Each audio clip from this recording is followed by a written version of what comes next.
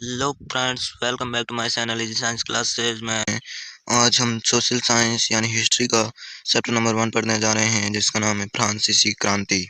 इसके हम कुछ पॉइंट्स पढ़ने जा रहे हैं, तो चलिए स्टार्ट करते हैं आज के इस लेक्चर को। पहला पॉइंट है, 18वीं शताब्दी के दौरान फ्रांसीसी समाज 3 वर्गों में विभाजित था। 3 भागों में विभाजित था, 3 अलग अलग पॉइंटों में विभाजित था। जो ये पॉइंट है, प्रथम एस्टेट, पहला एस्टेट, द्वितीय एस्टेट, तृतीय एस्टेट, ये 3 एस्टेटों में विभाजित था।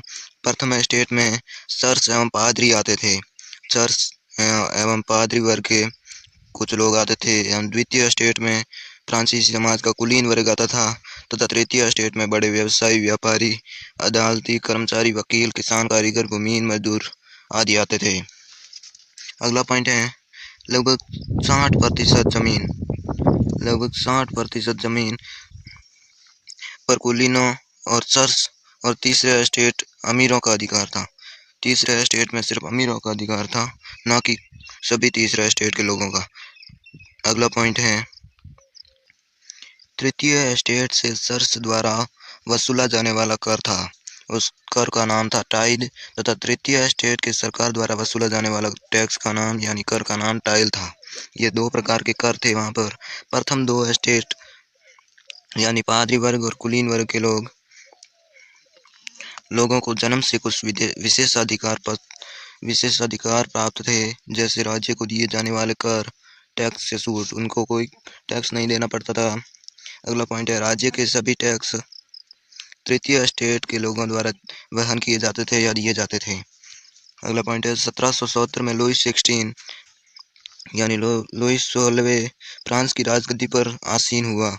फ्रांस की राजगद्दी पर राजा बना। वह फ्रांस के बुर्बो राजवंश का था। ये प्रश्न आ सकता है परीक्षा में कि लुईस 16 किस राजवंश का था, तो उसका आंसर होगा बुर्बो। अगला पॉइंट है, उसका विवाह ऑस्ट्रिया की राजकुमारी मेरी एंटोइनेट से हुआ था, तथा राज्यारोहण के समय उसका राजकोष खाली नहीं था। निम्नलिखित कारण से उसका राजकोष खाली नहीं था। लंबे युद्धों के कारण वित्तीय संसाधनों का नष्ट होना। लंबे युद्ध हुए तो उसके वित्तीय जो संसाधन थे वो नष्ट हो गए। इसी कारण से वो राजकोष खाली हो गया। पूर्ववर्ती राजाओं को शान शौकत पर फिजूल खर्ची, दूसरे राजाओं या पुराने राजाओं पर फिजूल खर्ची के कारण राजकोष खाली हो गया था। अमेरिका स्वतंत्रता संघर्ष में ब्रिटेन के खिलाफ अमेरिका की सहायता करना तथा जनसंख्या का बढ़ना और जीविका संकट से ही राजकोष खाली हुआ था।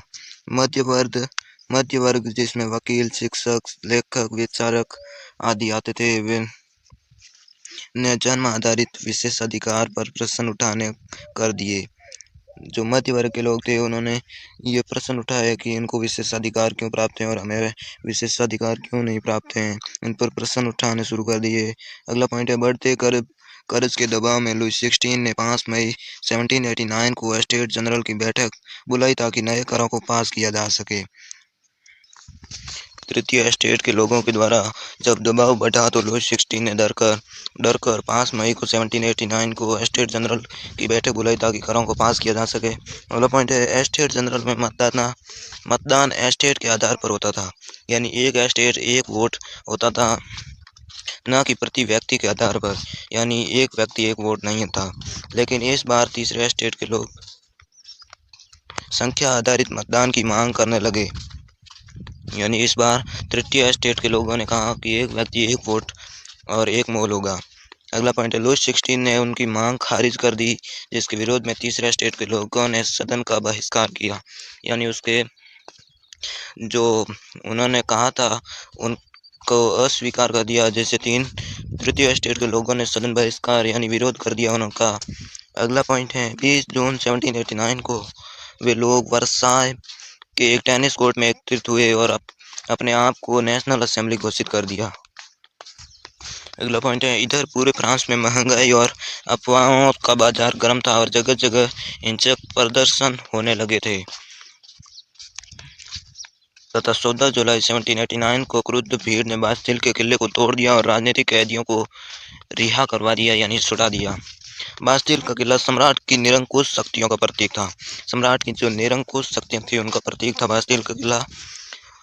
उनकी अपनी विद्रोही प्रजा की शक्तियों का अनुमान करके लुई 16 ने नेशनल असेंबली को मान्यता दे दी तथा 4 अगस्त 1789 की रात को असेंबली ने करों कर्तव्यों और बंधनों वाले सामंती व्यवस्था के उन्मूलन का आदेश पारित कर दिया कि ये सारी जो व्यवस्थाएं हैं उनका नष्ट कर दिया जाएगा। 1791 में फ्रांस में संवैधानिक राजतंत्र की नींव पड़ी, यानी संविधान एक राजतंत्र हो गया। एक संविधान के अनुसार नए संविधान के अनुसार मतदान का अधिकार केवल सक्रिय नागरिकों को मिला होगा।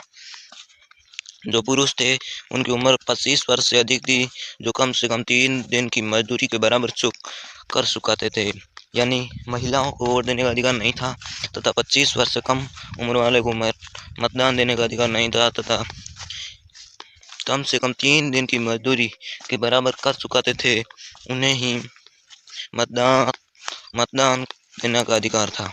अगला पॉइंट है, महिलाओं को अन्य पुरुषों को निष्क्रिय नागरिक कहा जाता था तथा राजाओं की शक्तियों को विधायिका, कार्यपालिका और न्यायपालिका में विभाजित कर दिया एवं हस्तांतरित कर दिया। ये हमने पढ़ा था इसमें ही।